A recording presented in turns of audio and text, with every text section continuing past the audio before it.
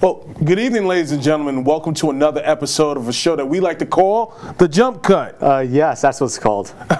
This is a show where we talk about movies, comic books, Video games, and all other types all of the geek ways stuff. to waste your life and make you unattractive to women. How are you?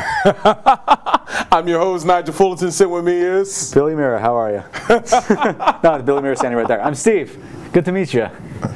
Yeah. Hey, look at me. It's me on video. I'm on video. Look at you. I'm on the big my screen. Goodness. Today we're talking about the new episode of Doom Patrol. Which I did not watch, so that's all Nigel. Okay. Sorry to bother you, and Alita Battle Angel. Awesome. But first... Geek news. Geek news, ladies and gentlemen, yes. News. So first up on Geek News, Idris Elba is in talks to replace Will Smith in Suicide Squad 2. That's fine because Will Smith hasn't done anything interesting in 10 years. Okay, but I mean, how do you think that works? Do you think that Idris Elba could really carry that? I think that what they're looking for with Will Smith's character is it's going to be a like the token black character, which we're going to talk about later. I think because I know that he's like black in the comics, but I think that they're just kind of focused on that more than like the actor. So I think true, and but I think Idris Elba's a phenomenal actor. I think it was more so with the character that played Croc, that it was more like a quote-unquote African-American stereotype than anybody else that was in Suicide Squad. Yeah. So Suicide Squad was also like, it was edited phenomenally. And man, that's a really loud noise. Marco boy. Mark, can we shut the door, please? Sorry. Thank you. it's okay. We're all good. friends here. Sorry. So Suicide Squad...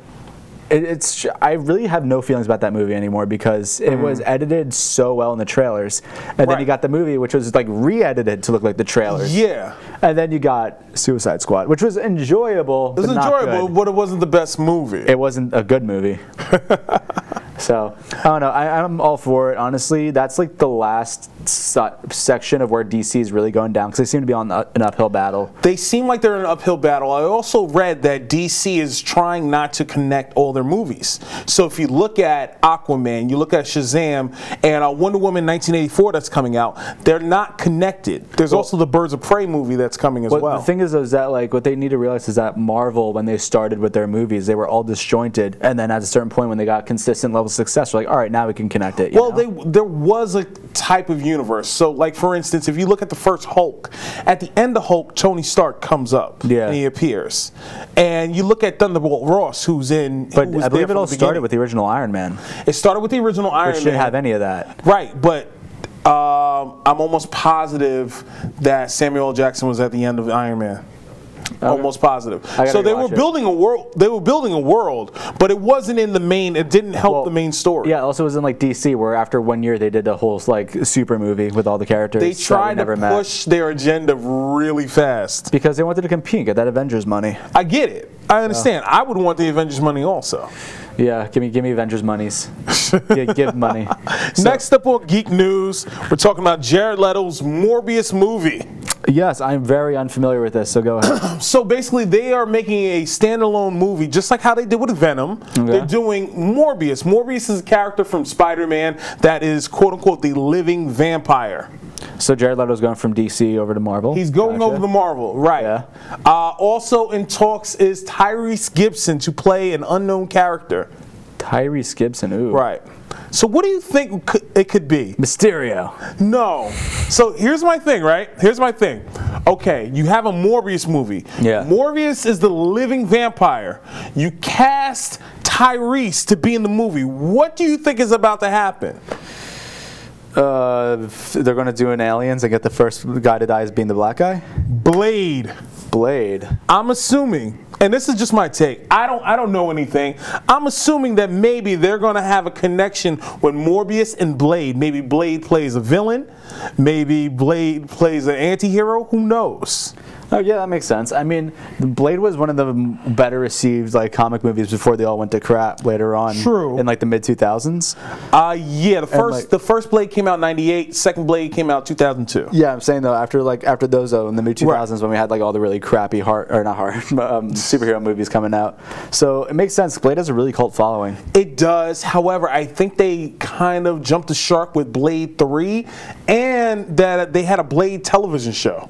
I did not know about that. I also barely knew about the Spawn television show. Which I Oh, heard Spawn television show, the cartoon? Yeah. Yeah, that cartoon was really good. Was it good? Yeah. I remember the before your comics were really good. Yeah, that cartoon was really good. It was on HBO. It ran for like Oh, it was a couple HBO? seasons. Yeah, it was HBO. Wow. Okay, so yeah. No, I'm pretty interested in where it's going to go. I think that I always find Marvel and DC much more interesting when they take offshoots of like the main things. We saw so many big name like superheroes. You know, I want to see like more of the underdogs, and I want to see more of the kind of wackier stories. I think they're trying to do that.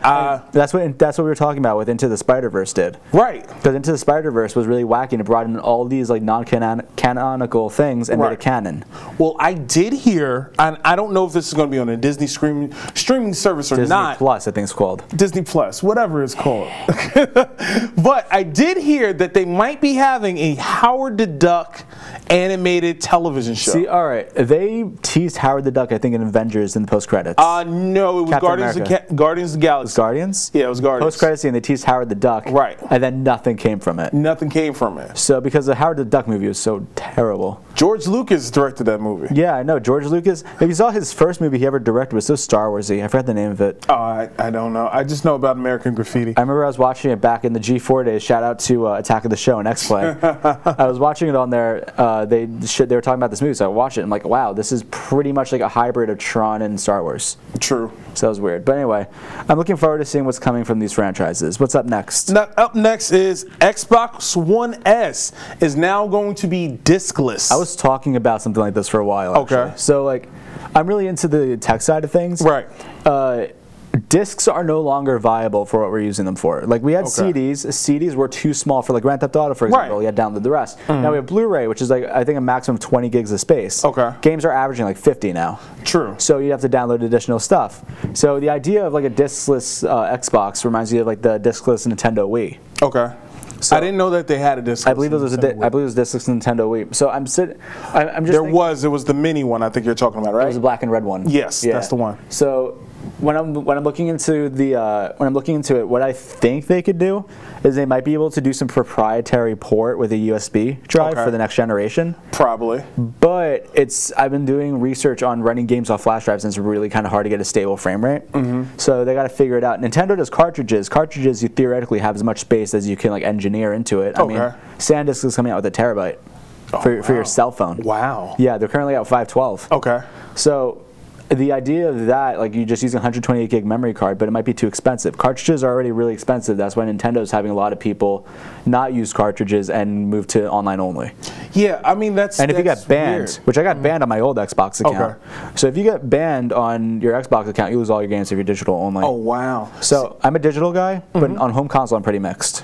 Yeah, that's my thing. I have PS4. Yeah. And I have a terabyte on my PS4. Yeah, I think I'm at like 2.5. Yeah. So like the issue is that games are taking up more and more gig. I remember when my first Xbox 360 only had 10 gig.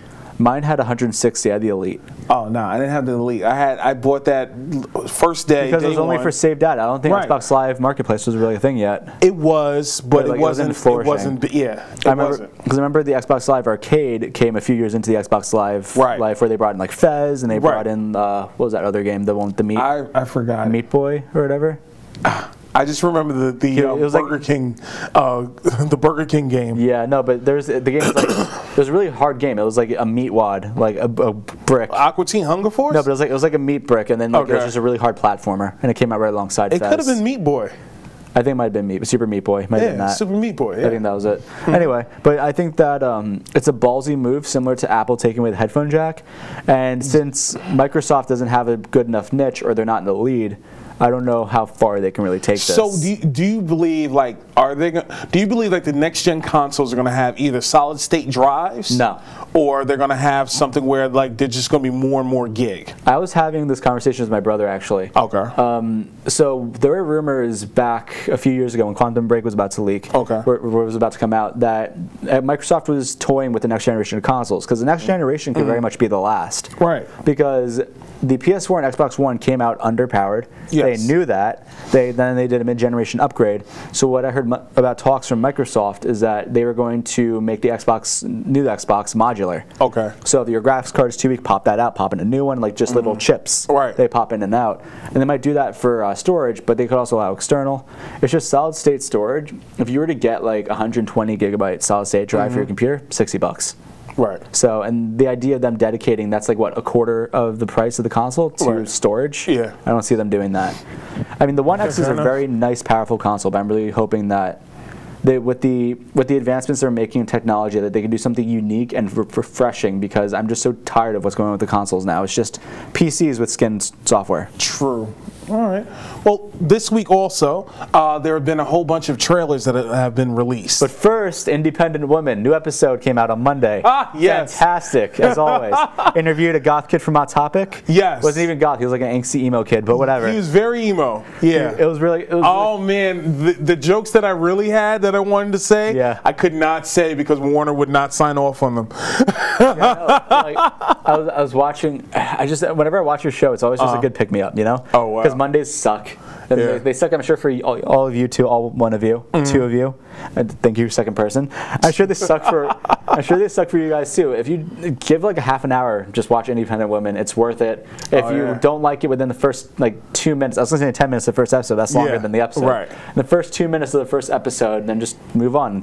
But you know, you'll probably enjoy it. Yeah, I mean we're getting the views, so hopefully we want you to watch because I really want to do a season 2. Yeah, it's really funny. It has like office style humor. But I like to say dry humor, like actually good TV shows, but people only realize The Office. I like to say like the It Crowd or stuff like that. Yeah. But you know, I'm in the offshoots. All right, what's up? Yeah, next? like I said, a lot of trailers have been coming out. Yeah. A couple of movies that we're excited for, not excited We for. were texting back and forth. We both Yeah. saw Alita Battle Angel today. Oh yeah. Well, So we'll get to that. We were talking about previews. Yes. We were texting during the previews. Yes. Which I was a little bit late for. So he was talking to me about the Hellboy trailer. I saw a little bit of it and I liked it. I never saw the original Hellboy. Really? I never saw the original Hellboy, never saw Hellboy 2. So I never really got into it. This trailer made me actually want to watch Hellboy. Yeah, I remember them saying that they wanted to make it more of a horror-centric movie. But then what came out of it is that it ended up not being horror-centric at all, and ended up being more like comedic from the first trailer. Okay. So after we had the first trailer, people were like, all right, what is this? You know, you kind of lied to us. So the second trailer, hopefully, I didn't watch it. Okay. Hopefully brought back some of their hope. It did. I honestly, it looks like a movie that I would watch. I don't know what the first movies were. You know, because again, when Hellboy came out, comic books weren't really that popular. Superhero movies weren't even that popular. I don't even think Spider-Man had came out yet. So Yeah, Hellboy came out like what, 02? Something like around then, like it came out before Spider-Man. I do know that. Spider-Man I think was 04, 05. Right. No, the first Spider-Man came out 02. It came out 02? Yeah, because it actually had the World Trade Towers in there. Oh boy. Yeah, and they had to take it out. It was after 9/11. Wow. But yeah. How much foresight you need for that? I mean, it was weird because it was one of those things that you would see on the internet, like, hey, this is a deleted scene from Spider-Man, and it would be the Twin Towers. It made it timeless, but like, could you imagine you're making a movie and you're like, no, we need to take down the Empire State Building just in case. They took it out like it was nothing. I'm sure it was the studios that wanted it. But anyway, Hellboy looks interesting. What else? Hellboy looks interesting. Us, yes. All right, so we saw Jordan Peele's Get Out. Yes, I'd still Get Out, yeah. Get Out, yeah. Phenomenal sound design, phenomenal thriller, and Jordan Peele was just kind of wetting his toes, you know? Now we have like Us, which looks completely nuts, which is a movie about a family getting hunted down by literal copies of their Copies family. of doppelgangers, if you must. I don't even know if they're doppelgangers. They haven't explained much. know. Could be like demons or anything. I don't know, because I feel like there's going to be a twist. Like, Yeah. I feel like there's definitely going to be a twist in this movie. I don't know what it is, but I'm on my seat. Just like when I watched Get Out, I was like, there's something there, but I don't know what it's going to be. And I like that mystery about it. I hope they follow the formula behind Get Out, because the trailer was too jump scary. True. I I'd be mean, like- yeah, but it's supposed to be something to get you to watch. Yeah. You know, it's popcorn before the actual movie hits. Also, he's producing the new Candyman. Yeah. So Which- you go on about Well, yeah, that. which I found out. Yeah, Jordan Peele's producing Candyman, which I found out. Tony Todd's not playing Candyman this time. Okay, who's doing it? Yahya Abdul-Mateen from Aquaman and my show, The Get Down. He played Black Manta. Oh, wow. Yeah, so they're gonna have him Yeah, play Black Manta for all Candyman. 2 minutes of screen time. He was good though. Those was two really minutes. good. Those He was 2 really minutes good of for those screen 2 minutes. time. For those 2 minutes, I mean, but yeah. for the other 98 minutes of that movie, Yeah, he looked like a dolphin the whole time, but still, it still worked out for her. yeah. It was really good. I like the costume and everything, but I gotta reserve my feelings about it until it comes out. Shazam. Shazam, yes. That I was thinking about when I was watching it. It looked like a parody movie, you know, neutral of Marvel and DC. Because I never Right. heard of Shazam as a character. I've heard of Shazam I might have as a heard the character. name, but I've never really heard more beyond that. Well, you know what's funny about Shazam? Shazam actually used to be his real name. Yeah. Was Captain Marvel. Oh wow. Yes. And I So- think there's like an Easter egg, like I got that vibe. yeah, there's Yeah. something in there that he says that the reason why he's no longer Captain Marvel is because I believe they were sued. I think whoever Shazam was before, whatever comic book company he was with before, was sued because it looked too much like Superman. Oh wow. Well, the movie, from what it looks like, a guy with superpowers doesn't know how to use them, and then he has a kid who's a superhero fanatic, tries to help him relearn his powers. Well, no, that's actually not what it is. It's not what it is? No, I was actually, texting you while I was watching it, see how much I was enjoying the trailer.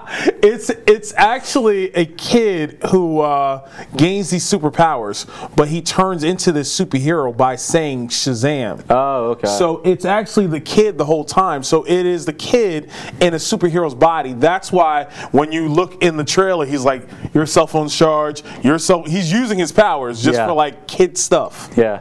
So that's basically what Shazam is. He basically was one of the Super Friends back in like the 70s, 60s, 70s. That Yeah, I mean, cartoon, yeah. It looks really funny, and it looks like it's going down the route that Doom Patrol is going, and Titans was going down. It's like the more comedic route, which I think is good for DC, because they have really good dark atmospheres they could build, as shown in Titans. Right. But the fact that we're getting these more comedic takes on things is really refreshing. Well, speaking of Titans, I hear that they're coming with Superboy for next season. Oh wow. Yeah. They have already cast the guy. I don't remember his name, but they already cast Crypto, the Superdog. Crypto the Superdog is going to be there as well. Ooh. So how do you feel about that with the tone of the show, with the fact that the show left us on such a big cliffhanger? Hey Kate, thanks for watching. Thank you, Kate. I mentioned last week that when I'm looking, it's pissed me off because that was a good second to last episode. Damn it! It was a good second to last. It was. And then I'm watching it, and then it ends, and he's still like in that situation, which I'm not going to spoil, but in the situation that he was already in. Right. And I'm like, dude, this isn't enough closure for me. I was waiting for the next episode. I was mad. Who Yeah. does 11 episodes and not 12? But I am excited for the new Titans, and you can say the same thing though. Punisher's 13. True, but however, Punisher ended. Yeah, for now. For now. But also, it was about 3 episodes too long. True. About All 5 episodes long. Listen, But I can't argue that. anyway, what's up next? Do we go into reviews or still trailers? We'll talk reviews. Let's go to our review section. All right, what's up first? Want to do Sorry to All right. Bother You or? Let's do Sorry to Bother You Okay. first. Yeah. All right, I'm sorry to bother you about that, Nigel. But that movie was nuts. It was nuts. It was insane, dude. It was. I saw it. I remember I was watching it like for the first time I watched it at the end of 2018 to try to watch the best movies there. Right. I mentioned it on one of these episodes, and you said that one of your friends was in it. No. Yes and no. One of my friends is in it. I also know the producers of the movie. Yeah, and they were talking to you on the set of Roxanne. Right, because they're the same producers. So Forrest Whitaker produced this movie, and yeah, I like 75% of the movie. I love 75%. Don't like the last 25. Well, we got a good comment. Marvel Cinematic Universe is killing it at the box office, and unfortunately, DC Comics Cinematic Universe sucks so bad. I have multiple things to say to this. Okay. So, first of all, Marvel's is much more accessible to the general audience now. Okay. It's not as geek focused, but it makes geek culture a little bit more popular. Right. DC is more kind of like they're doing a really bad job fleshing out the characters in terms of saying, all right, well, this is who the character is, and if you don't read the comics, you don't really know. Well, this is funny because But they're fixing that. They're fixing it. That's what's good. Right, but this is funny because growing up, me, like, as a kid in the 90s, I could never fathom an Avengers movie. Yeah. There actually was a movie called Avengers, and I'm like, oh, wow. Send me the link to the retro. Yeah. And it wasn't what I thought it was. So it's like... I wrote grown man. It's like, but see, DC was killing it somewhat with Batman and Superman. Yeah. So it's like now, like the tables are turned, and it's all these characters are now known. Back then, they weren't known. Iron Man wasn't known really. You knew of the Hulk. Well, now you got what's it called? You have DC's basically like the Sega in this situation, and Marvel's being Nintendo, because like Sega was initially really powerful. No, Sega was killing. Yeah, and then Nintendo came over. Yeah. And Sega died out. I hope that DC and Sega could come back. So you're trying to say that DC is the Dreamcast of this all? Yeah, it's ahead of its time. The Dark Knight is so ahead of its time. Dark Knight is ahead of its time. And so is Batman Begins. I remember sitting in my brother's Trans Am, and I was just like, man, this is like a Batmobile. It was like a Firebird Trans Am. I wanted to go back and ride under the... Listen, Batman Begins, Dark Knight, they were iconic. Yeah. Way better than, I won't say way better than, because like I associate myself with the Tim Burton movies. I love Tim Burton movies. So, but that's after closest that, I can really get to Disney. I'm sorry. Yeah. After that, I wouldn't put my money on it. Yeah, but anyway, let's go back to Sorry to Bother You. Sure. Sorry to Bother You is a really interesting movie. It starts off super normal. It's about a guy who needs a job, and he works at a telemarketing service, and he's just making calls, trying to move up the ladder. And what you don't realize is that it's in an alternate universe where things go more and more weird as you're watching it. Right. I don't want to spoil the last part, but no, we're not going to. Me and Nigel were going back and forth about this. I might because I love the fact that it heightens. Like every time you see like a scene, like it heightens. Like it gets weird, then weirder, then a little bit more weird, and you're on board for it until that weird moment happens, and then you're like, "What did I just watch?" I know. I remember I was watching the movie, and as it's going, I'm just looking like, all right, yeah, this is cool, and like, what? Do you know actually when I watched that? I watched Halloween 3. Okay. And you know Halloween 3, right? Yeah. Halloween 3, Season of the Witches. It's the one with the masks that can like intrude in people's... Really bad one. In people's mind. Here, you can read this while I'm talking. Sure. That can like make people's heads blow up, essentially. And then after that, for a palate cleanser, I watched Sorry to Bother You. Okay. As a palate cleanser. Right. I am stupid.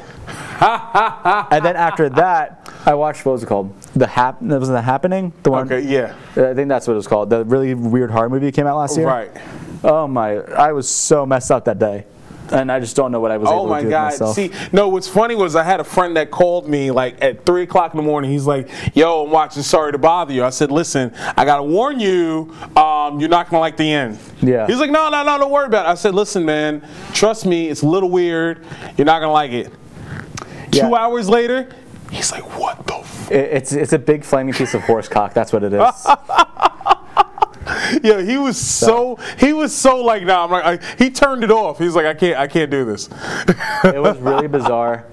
There's no ways I could explain it. It won a Spirit Award, though. But one thing I got to mention are the practical effects are incredible. Yes. Like there's this scene where he's calling people's homes and he's getting like literally dropped into people's homes. Yeah. Where they aren't telling you, and I think I mentioned this on another episode, which is why I think we spoke about this. I don't know. They had 2 strong guys, one on each side, picking up the desk and picking him up and then dropping him during each cut. I don't think we talked about it on the jump cut. I think we talked about it on a different episode. We might have, but I remember they were just dropping him constantly. And I'm watching this, I'm like, how did they get that effect? Right. And then when I was watching interviews about it and everything, I'm like, this is brilliant. It's like a great thing to do. Well, yeah, Boots Riley is the director, and he's known for being very eccentric. Yeah. Exactly when I met him, I was like, who is this weird dude, and why does he have pork chop sideburns? Yeah. Like, he looked like Lincoln from the Mod Squad. I know Mark would love that reference. So what do you think overall? What did you give it? Overall, like I said, I like the movie for the aesthetics of it all. I like how it looks cool, hip, it's fresh. I like all of that. Yeah. It took me down a path that I'm like, listen, I wasn't ready for this ride. Yeah. Yeah, but overall, I give it a good rating. It's definitely worth the watch. It's worth the watch. We might have spilled a little until he too much goes about to his it. boss's house. Yeah, but it's really, if you want a movie that'll really make you think, that's one of them. Yeah. I really enjoyed the movie. I'll give it a -5 out of 10. -5 out of 10? Okay. Yes. All right, no problem. Me, I have to contractually say, good job. Yeah. Shout out to Nina. Thank you for being the second stake in my head that made me just want to get a lobotomy. Oh my god. No, that's bad. I didn't say that, Nina. I was no, it was a good movie, but the way it left me feeling, man. Yeah. Oh, all right. Oh, but we actually have something here. One of the people Yes. they were talking about. What's DC. very iconic is that DC Comics animated movies are killing it, and Marvel animated movies are ironic. I'm sorry. Right, it is ironic. It is ironic that they're able to do, but DC is more cosmic based than Marvel is, I believe. Well, I mean, you do have like the fair share of bad DC animated series. Like Batman Ninja was okay. When Right. you go into it not expecting story. Gotham by Gaslight, we talked about. I did not like it. Okay.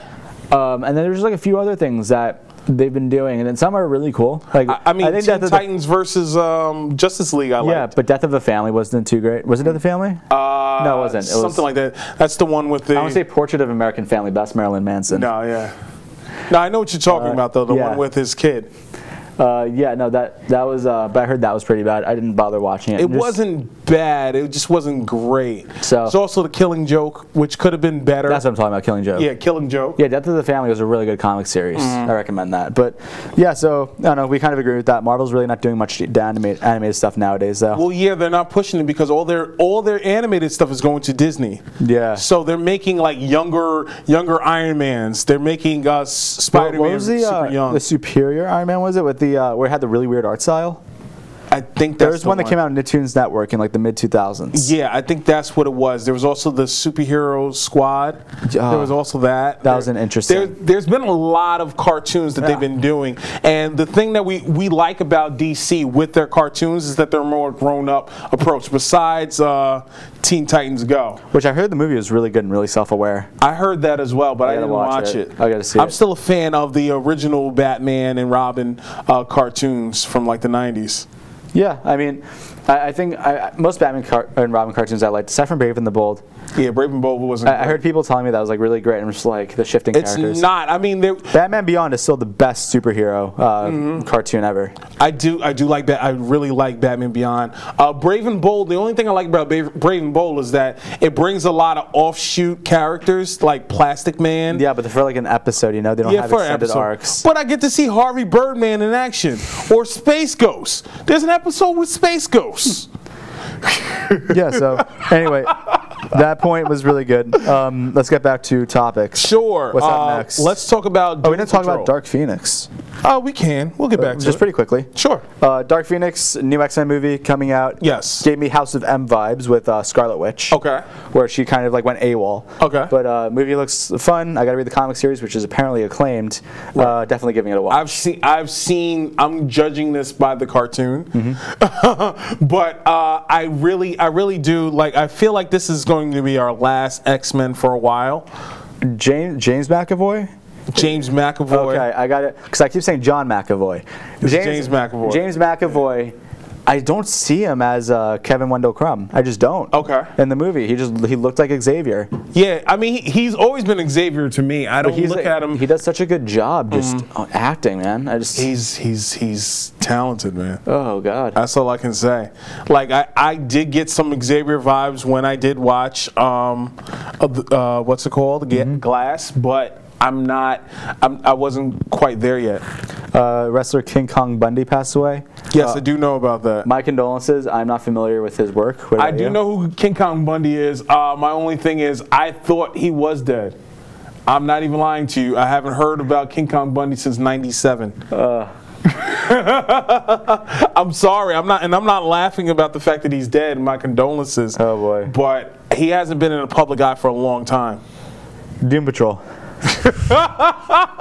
I'm calling it Doom Patrol. Let's do it. So Doom Patrol came out with the episode Puppet Patrol, where All right, Nigel's got to take this one. I didn't get a chance to see it. Yeah. I've been really busy.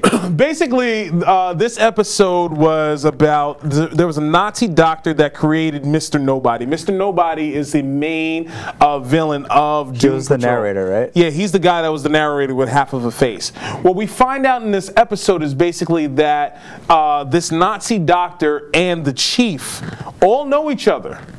And this Nazi doctor, basically what happens is he lives in Paraguay, and he's in there building superheroes, and he's making them into his puppets, kind of. Wow.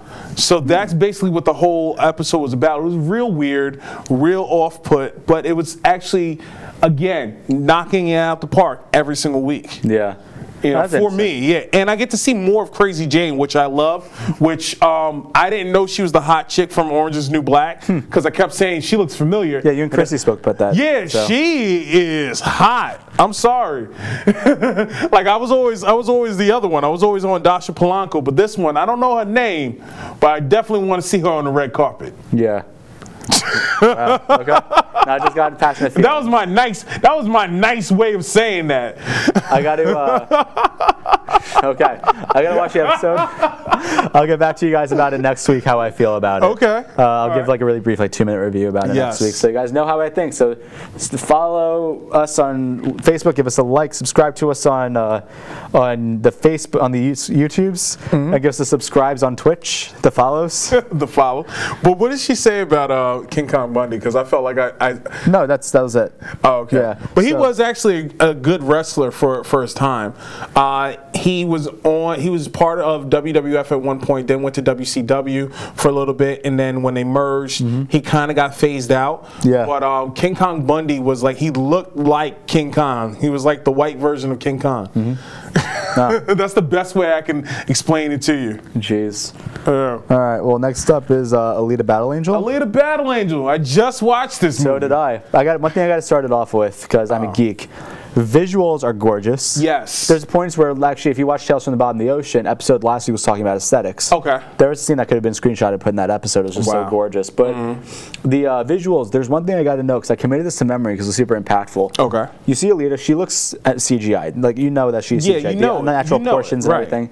But she walks up to the mirror and she puts her finger against the mirror and you could actually see the like little shadow and reflection of her finger Yes. going against. Did you notice that? Yeah, I did. Going I on the did, mirror, actually. and I'm like, wow, that is Yeah. a great attention to detail, and they keep it up throughout the movie. Like even there's a scene where she puts blood on her cheeks, like Yes. and then you see the streaks and how it's patchy, it's not perfect. From that dead dog. Yes, I do remember that part. I didn't want to spoil that, but thank Hey, you for that, Nigel. listen, a dead dog. That's a defining character moment. Is it really? Yes, it was. For one person. Yes, for her, for Alita, Well, for Alita, of course. the protagonist. The sound, wow, the sound was really good. You were really like drawn by the sound. I texted you when I was watching. I'm like, dude, you got to listen to the sound. Yeah. What'd you think?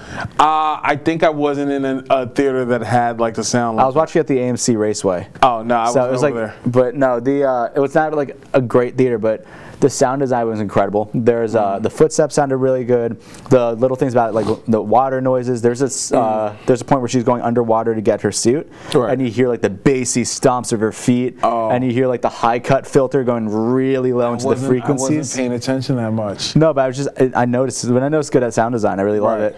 And then there is a fight, the first fight scene in the movie with the girl with the sights. Yes. And you hear that really hissing and treble. That I did hear. And it's ear piercing to you. Yeah, that I did hear. And like the sound, there's times where it like wants you to feel on edge, like when she's going to get the new body. And you just kind of feel that, you know, you feel a little bit more on edge, and then you're preparing for something to pop out at you.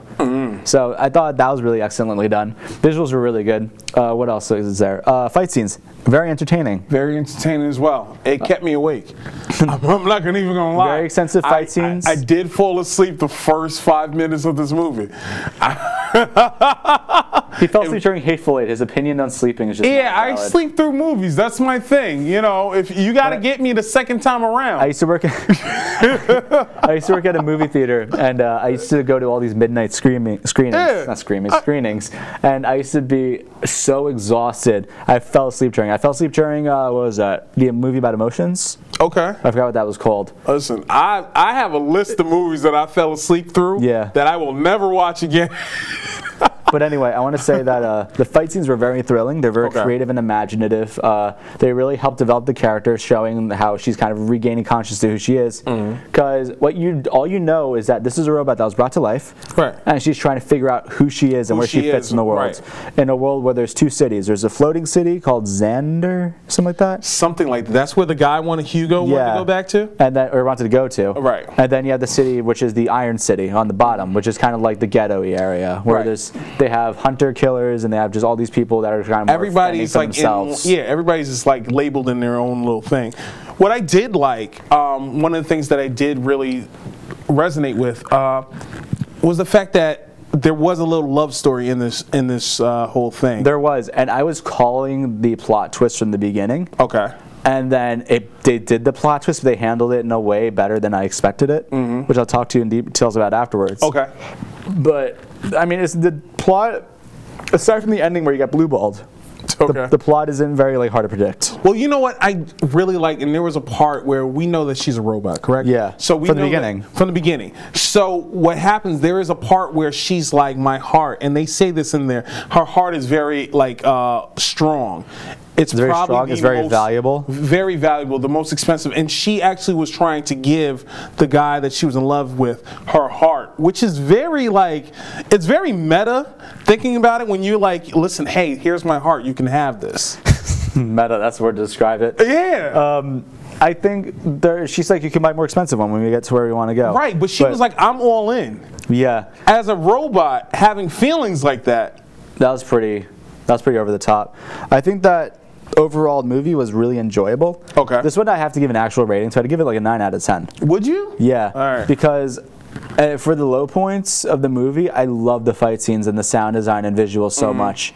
That enough is to keep me coming back. Because the fight scenes weren't just like here and there; they were really present. Okay. Even like the scenes where they're playing the sport called what was it? Murder Ball or something like that? Yeah, Something crazy. But it's like a sport where they're basically on skates or going around like a NASCAR arena with trying to obtain a ball and score it. Right. And the robots are killing each other, and that fight scene alone was enough to keep me engaged for the movie. Well, I would have to give it a 7.5. Why was it? What do you say? All right, for you, it's average. Is average 5? Average would be probably a 6, 7. Okay, so it's slightly above maybe average. Maybe I'll give it an 8. I'll give it an 8. I won't do the 7.5 to it because, like I said, the aesthetics of it are very great. Story-wise, didn't really hold me. There is a very simple plot. I think the way it was told was pretty well done, though. Right. I think it was told. Like The Last of Us was a really not a good story, but it was told in an expert way, you know? It's kind of like, it reminded me a lot of Ready Player One. I guess maybe at some point. Aesthetic-wise, yeah. I didn't get it during the movie. Looking back, I could kind of get that. Yeah. I mean, Spielberg did this also, right? I don't know that one. I think so. I think this was all Spielberg. So like I said, I liked it. I'd probably watch it again. I don't know if I'd buy it on Blu-ray, but I would definitely watch it a second time. I'd watch it. I wouldn't buy it. Yeah, I wouldn't buy it. But I'd definitely watch it again. It was enjoyable. Like, I did like the fight scenes. I did like, the little story. I did like all the things that was going on with it. But there was something that was missing to it. Okay. And Mahershala Ali, shout out to him. Good friend of mine. Really enjoyable movie for me. We both recommend it. It seems like. Yes. With the degree you'll enjoy it with is very variable on your part. Yeah, there were certain things that I was kind of confused about at the end. I could see this movie being forgettable for me when it comes to Oscar season. Yes. And me thinking back on what movies came out, and like that's what I'm thinking about. I'm thinking about movies long term. And for example, like I think video games. Breath of the Wild was first game that came to my head when people said Game of the Year in November. You know? Right. And with Alita Battle Angel, as I'm watching it, I'm like, all right, it's a really good movie. I don't know how memorable it's going to be for me. There are certain things in the movie that confuse me toward the end as well. I feel like this is a recurring theme with me with these movies. I just hate getting blue-balled by movies. Yeah, it was just at the end. Like I really didn't like certain things in the ending of this movie, but everything else was great. Yeah, they really heavily blue-balled us, and then it looks like it's turning into a Hunger Games type movie. Well, we have a couple questions that we got from people. Yes, questions from viewers, which have turned into our clickbait. So one of the questions is, how soon is too soon for reboots? Okay, we've seen Spider-Man reboot. We've seen Hellboy reboot. They're trying to reboot X-Men. How soon is too soon? All right, so I have a very diverse view on this because there's certain movies like the original Halloween, which holds up pretty well. And the reboot from Rob Zombie added something. So it felt like it was kind of done with the love of the original movie in mind. Even though John Carpenter said he hated it and him and Rob Zombie got in a bit of a fight. A little kerfuffle. Metal musicians, what you going to do? Yeah. But I don't think there's a time limit. I think that if the first movie is extremely iconic and ages very well, like not Freaky Friday. Freaky Friday, okay. That's been rebooted a whole bunch of times. A Nightmare on Elm Street. Okay. The first movie holds up really well even Holds up nowadays. really well, yes. Because they don't really date it with technology much. They show a don't. cell phone here and there, but that's it. You're right. And I think that movie holds up incredibly well. I enjoyed it as much now as I probably would have back then, but I'm a bit more jaded by modern films. But I think the issue with that is if you look at Nightmare on Elm Street, it came out in the 80s, which the new one came out like I think it came out early like 2000s. 79, like right alongside Halloween. No, I think it was like 82, 83. Well, Mark would know. Viewers, let me know. Nightmare on Elm Street. When did that come out? Do you know? 80s or 70s? I think 79. He's saying 79. I'm saying it's probably 83, 82. I'm saying 78 or 79. Because I know Children of the Corn came out around that time too. Oh my. But man, they're just freaks on a leash, aren't they? You just had to go there. But I think what I'm saying is this, right? 84. Oh, we were both wrong. Knew though. it. We were No, I both was wrong. close. You said 82, 83. Yeah, I was close That though, wasn't in closer than 84. 79. I said it was in the 80s. Listen, man. Yeah, I knew it was an 80s movie. I'm not your superstar, okay? I knew it was an 80s movie. But anyway, Wow. think about it.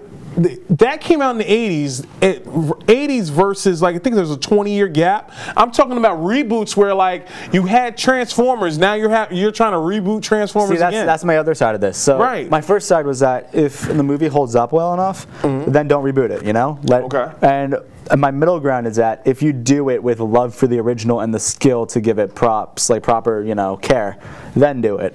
However, if the original movie was garbage, go for it, Transformers 1 was okay. Transformers 2 was notorious. Right. Then they went on from there up to Transformers, 7? They went to Transformers 5, actually. 5? Yeah, and then they went to Bumblebee. Exactly, and Bumblebee was better than all the Transformers movies. I didn't see Bumblebee, but I saw actually a double feature, Bumblebee and Aquaman, same day, one after another. God, why would you do that? Because I enjoyed them both. They're both good movies. All right, no problem.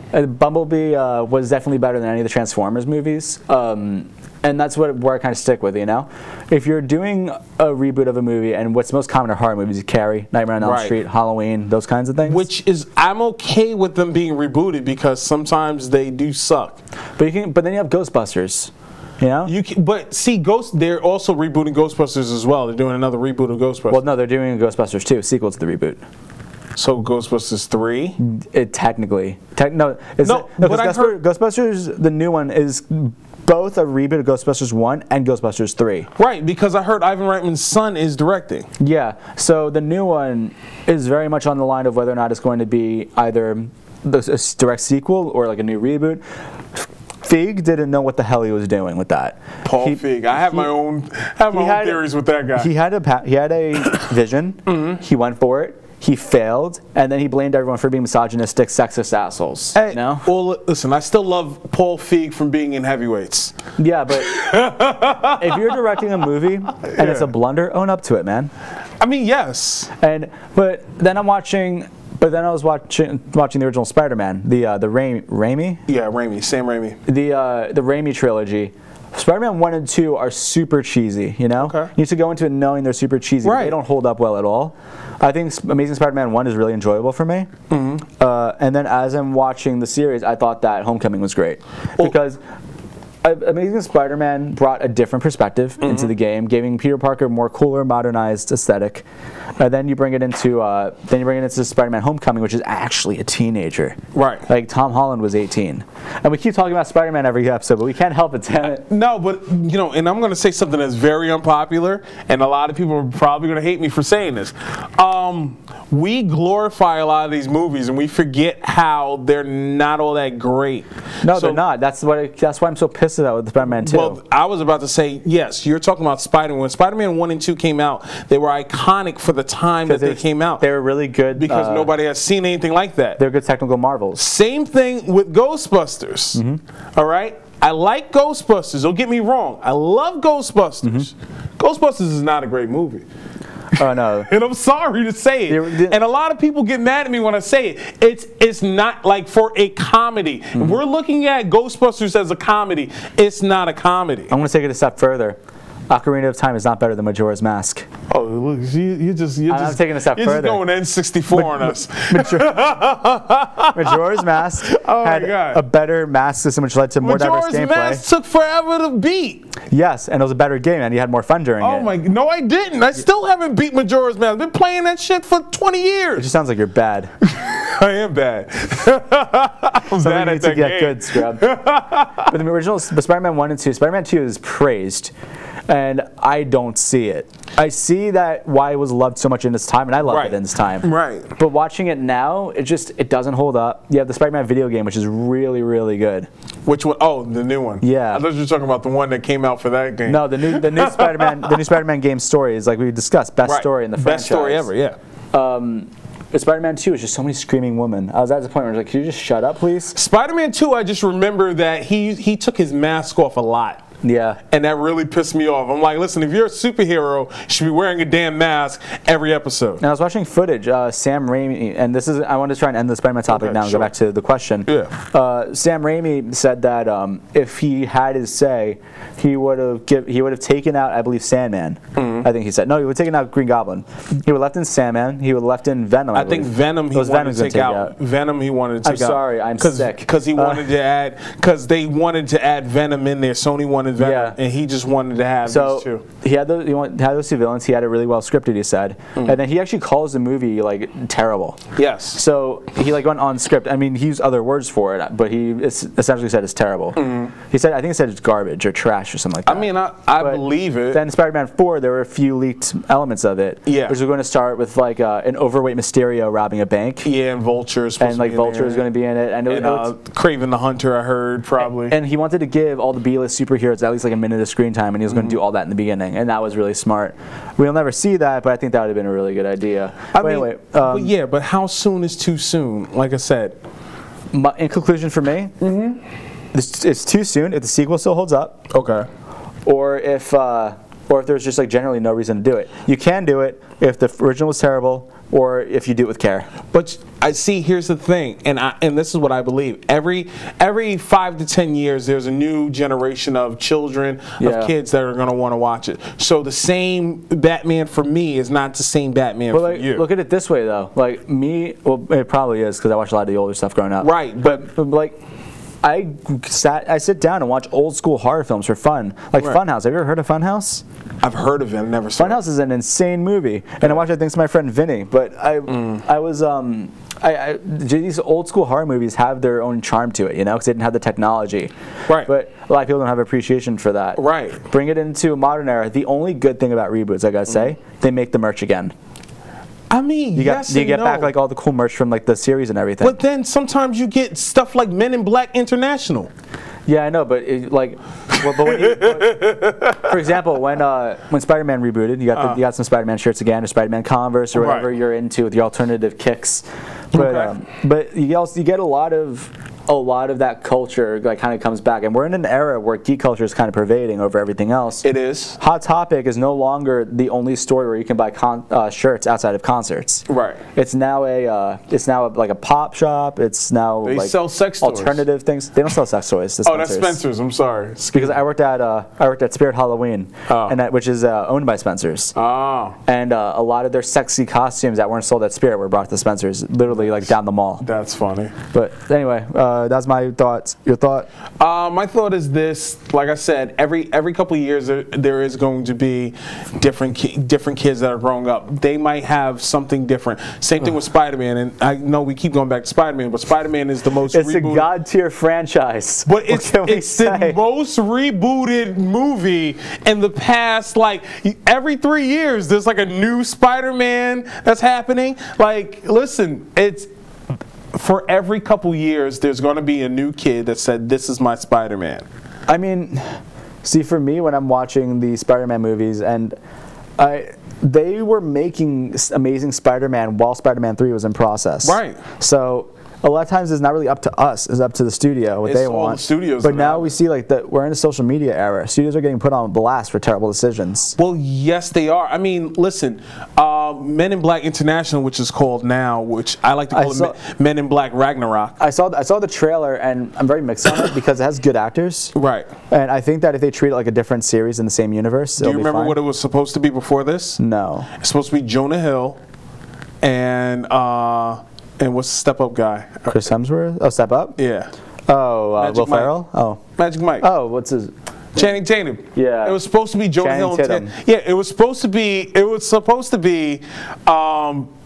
21 Jump Street mixed with Men in Black. That's what it was supposed to be. And I think that would have been a more interesting movie than what we're It getting would have now. been, but have you seen Cabin in the Woods? I have not seen Cabin in the Woods. Cabin in the Woods is it's a horror movie that is basically about these teens that go to a cabin, and then there's like this spirit that's kind of like locked underneath the surface. And what they do is their cabin is actually like a simulator. And what the simulator does is they actually kill like the people at the camp. Oh, wow. And they're trying to go back to like where like they're shooting all the killings from, and go and be able to stop what's happening and live. Oh. And the movie is like very self-aware, and you have Chris Hemsworth in it, who's hysterical because it's satirical. It's really satirical in horror movies. You have all the tropes when they're going through the warehouse. You see like all the iconic like horror villains. So this is why he should be in Men in Black? No, because when you think before Thor, he did do comedy like as an actor. He was in Ghostbusters. Yeah, but Ghostbusters, they had an agenda with that, it seemed Okay. like. Because they perpetuated that they were supposedly had an agenda and then they put it forward. Right. But when you're looking at Chris Hemsworth, he actually was like really funny before all these movies, and I think that he could bring something. I'm very cautiously optimistic about this. Yes, Men in Black. I'm the agnostic movie reviewer because I don't feel firm about either side. All right. Well, let's get to our next question. Our final question. Final question. Diversity in casting for comic book movies. Oh, boy. How do we feel about this? And we talked about this before with Spider-Man. We talked about how Mary Jane is Zendaya. Yeah. Okay, Zendaya is she's I believe she's black and Spanish. I'm not sure. Yeah, I didn't why care her about. I didn't care ethnicity. too much about that. But some people did. Yeah. They are. They're all of them- purists. Right. How do you feel about that? I'm pretty. So when it comes to Zendaya, for example, I think that if the actor or actress is particularly really good for the role, Right. despite their race, it works. You know. I think that a black James Bond, I support it. I think it's kind of iffy to do because the way James Bond is, he's like the white English womanizer kind of thing. I get it. I think Idris Elba would be a really good James Bond though. I think so as well. And that's where I sit with, I would allow like those things to happen. And I can't say like, I allow it. Well, I permit you. main argument is kind of the same argument that you just said about Ghostbusters, whereas there's an agenda to be pushed. And that's a lot of times. There were not a lot of times now, and then like 2013, 2014 is when like the whole like was it third wave feminism really started coming up, Okay. and becoming kind of crazy. And along with that came all like the things with microaggressions really came to surface and talking about those kinds of topics. And now you're looking at these movies which are using that to fuel their box office. Right. Because I work in marketing. Marketing agencies have an agenda. Right. They always do. I mean, they always they do. know their niche they're going to go for. They have a target customer. They didn't realize that their niche was 16 and couldn't afford tickets to movies, Well- but they knew they had a niche. Huh. And looking at all that, they are able to say whatever the hell they want. You know, they're able to say that we're like misogynistic or sexist or racist or whatever. Right. But what it comes down to is what was their intention with making it, you know? Like, did Paul Feig really think that Ghostbusters would be better off if it was rebooted with Melissa McCarthy and friends? I mean, maybe. Who knows? Listen, Eddie Murphy was supposed to be in the original Ghostbusters. He would have been fine. Yeah. So I mean, listen, for me, when this whole diversity topic comes up, I think that there should be more opportunities for everybody. For instance, like Umbrella Academy, where there was a lot of the races of the people that were changed. However, it didn't affect the storyline. I like that. I like stuff like that. Like with Nick Fury. Nick Fury wasn't a black man. He was a middle-aged war veteran. And it works, and that's like And it what I keep worked. going back to, is that there are actors who pull off the things extremely well, but as long as we don't let the kind of tropes take over and we don't do it for the wrong reasons, it's perfectly valid. Right. But then we go to the things of diversity regarding gender, where you have where sexuality, Green Lantern being turned gay in the comics. There's a lot of people who had issues with that, and Stan Lee, I believe, I don't want to put words in his mouth, and I'm not too familiar with him aside from what he created. I believe he said that he didn't want his characters changed for the sake of diversity unless it brought something to the characters. Unless it brought something to the character. I mean, I'm okay with that. The best case of diversity, in my opinion, is of Into Spider-Verse Spider-Man. What's his name? Miles Morales? Miles Morales, yes. Okay. He was perfect because they did something different. Well, he's perfect because they did a different character. Yes. He's not Peter Parker.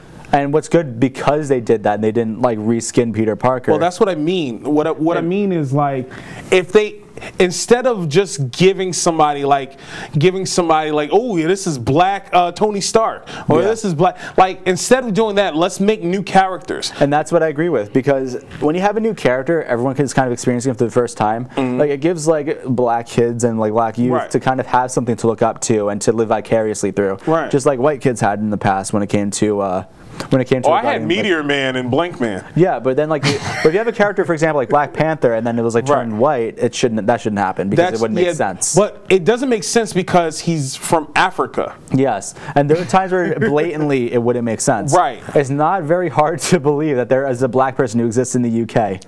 That's not a hard thing to believe. So if Black James Bond, it would make sense. But it's kind of like, for instance, this Batwoman show that's coming out on the CW, where they're introducing Batwing, who is Lucius Fox's son.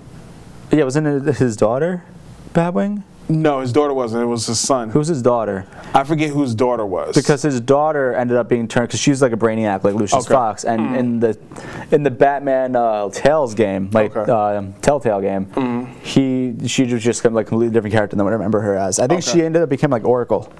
Oh, she's probably the new Oracle. Yeah, instead of it being Commissioner Gordon's daughter. Yeah. So, anyway, I think overall diversity, I support it if it's done for valid reasons and it comes out with a better product. Yeah. But if it comes down to you like choosing between a white actor, black actor, Hispanic, male, female, and the white actor is still slightly better, you know, it's like, why not give him the role and let him like shine and make your franchise work? Right. But if you have the black actor who's like night and day better, go for it. Well, you know? My thing is, listen, if you really want to be diverse Hollywood, if you really want to be diverse comic book, make a fat superhero. That's right, a fat they had that in superhero. Into the Spider-Verse, Fat Spider-Man. No, not Fat Spider-Man. No, I want a new fat superhero. Mr. Incredible? Somebody who doesn't have to do sit-ups. Somebody who doesn't have to show their muscles. Maybe somebody who likes to get food every once in a while or go to Chipotle. Mr. Incredible? Mr. Incredible is not a fat superhero. He was a fat superhero. And then he lost weight. No, he started out as a skinny one. I want a fat one who gets his powers from eating a Big Mac. All right? I want a fat superhero that is ready to take down any skinny person that thinks that they're going to discriminate against him. That's what I want. But the argument could always be that, you know, how could they be Mark likes that one. The argument could be that, you know, they inevitably lose weight from the exercise of being a superhero. No, they don't have to lose weight. They got powers. If I got powers, I'd be the laziest person in the world. Look, levitate. Here you go. Here, pick this one up. Superheroes don't work out. You got super strength. You got to lift heavy things. That's working out. So what? I'm already listen. Superman. You never see Superman's powers until he puts on that stupid leotard. Mm-hmm. You never see his muscles. You never see anything else. He's a geek. He's a nerd. He wears glasses. Everybody thinks he's weak. I'm sorry for that. Everybody thinks he's weak. I wear contacts. I'm strong. I'm a strong boy. But that's what I'm saying. You can't have a fat superhero like just for once. Just for once. He got bit by a radioactive, treadmill or some shit. I don't know. He went to Planet Fitness and they did something to his body. What if you had like like a really orthodox Jewish superhero. I would love that too. And like the way he uses powers is his by using curls. He could by throw his using- curls at people. No, the way he uses powers is by him using Yiddish. I give all the chayim, and then he gets super strength. And I he starts don't know flying. if that's gonna work. Let's go for it. That's gonna be racist. Racist, and I can't be anti-Semitic against my own people. Yeah, that's true. But if he had the curls and his curls would grow Like was it not Cinderella? Rapunzel? like Rapunzel. I don't watch Disney, but it looks like we're getting near the end. Okay. Final thoughts on everything we spoke about, Fat Albert. and Fat Albert. If they gave they can't bring Fat Albert back because his creator is in jail. They tried. But I would love to have Fat Albert. He would be the Brown Hornet. If they did that, made Fat Albert the Brown Hornet, I'd love it. so what are you watching? What am I watching? Last week I told you guys about Teddy Pendergrass. I told you about the Sam Cooke documentary. This week I'm actually watching CNN's The 2000s. Yes, I like to watch documentaries about times that happened that I lived through. So I've watched the 70s, the 80s. I watched the 60s, the 70s, the 80s, the 90s, and now I'm on 2000s where I'm learning all about Blackberries again and dial-up internet. I saw my BlackBerry. I saw my dial-up line. Boy. And the first iPod was created in 2001, which blows my I got mind. that. But I did have an MP3 player in 2001. Lars getting mad at everybody for Napster. Like I'm on board for all this stuff. Like I like to remember the past so I can be like, oh yeah, I remember that. I remember when that happened. Wow. So that's what I'm watching. It's on Netflix. No, that's cool. What am I watching? I'm watching a show, and this isn't profanity. It's called Schitt's Creek. I've watched that as well. It's a play on words. Yes. I'm on season 2 right now. With what's Eugene Levy's son? Yeah. Okay. And the premise of the show is you have what's his name? You have Jonathan Rose. Jonathan Rose, who yeah. builds a a reality television network, an empire, amasses a fortune of $200 million, and then loses it all when their accountant embezzles it, and then goes and ships it to the Cayman Islands. Right. And now they're put into a little town they bought as a joke for their son called Schitt's Creek, and they have to manage and try to get their fortune back. Yeah, I've watched a couple episodes. I did think it was funny. I think it's funny. It's a typical fish out of water sitcom. Yeah. I'm not really in their shoes, but they do a good job kind of talking, like giving you perspectives of both sides. But yeah, that's an okay thing. I'm watching Independent Woman. Oh yes, I watched YouTube. that show as well on YouTube. It's a very good show. That LeVar. Make sure to write that down on your note, Ken. There's something. There's something about that LeVar guy. He's special. And the shirts that he wears. Oh my God. What else am I on? I'm watching a few things. I've been on like just watching YouTube stuff too, trying to like keep myself educated. Okay, gotcha. But yeah, that's kind of what I've been on, and that's what I've been on for that. But anyway, that's pretty much it for the jump cut. Next week we're going to talk about Captain Marvel. Captain Marvel, definitely. I'm watching it tomorrow night with all the geeks. Yes, and tonight, as soon as we cut to the camera, I'm going to go pass out and sleep till next week. All right. Have a good one. Thank you for tuning in. Guys.